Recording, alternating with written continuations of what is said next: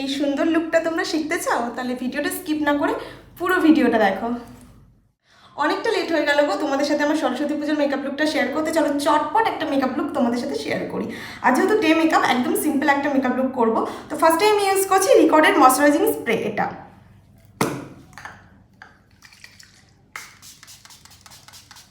যেহেতু দিনের বেলার মেকআপ করছি, সানস্ক্রিন তো মাখতেই হবে, তো আমি এই সানস্ক্রিনটা ইউজ করছি। তোমাদের কাছে যে সানস্ক্রিনটা আছে তোমরা সেটাই ইউজ করতে পারো।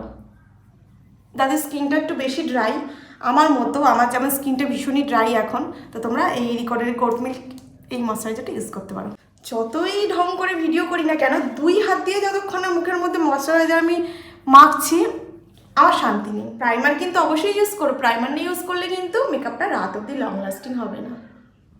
দিনের বেলা মেকআপ করবো, রাত অবধি তো মেকআপটাকে টিকিয়ে রাখতে হবে না, কি বলো?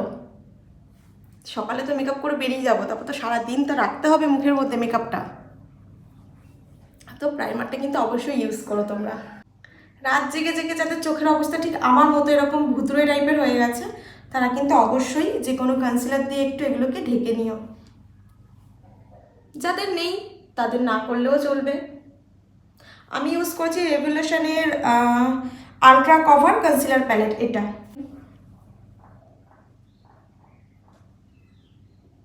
এরপর ফাউন্ডেশন আমি এই প্যালেটটা থেকেই ইউজ করছি।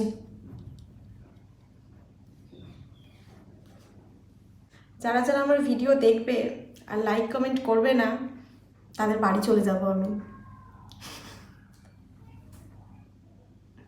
ভীষণ ভালো এই প্যালেটটা। এই সেম কনসিলার দিয়ে আমি চোখের ওপরটাও ব্লেন্ড করে নেব। এরপর আমি ইউজ করেছি সফরেলের এই ফিক্সিং পাউডারটা। জাস্ট আন্ডার আইতে ইউজ করলাম, ফুল ফেসে ইউজ করার কোনো দরকার নেই। দিনের বেলা সাদা পুতো হওয়ার আমার কোনো ইচ্ছা নেই। সব প্রোডাক্ট যতই কম ইউজ করি না কেন, ব্লাশার কিন্তু আমি একদম কম ইউজ করবো না। ব্লাশার আমি সবসময় ভরে ভরে ইউজ করব, যাতে সবার মাঝখানে আমার মুখটাই লাল টমেটো লাগে।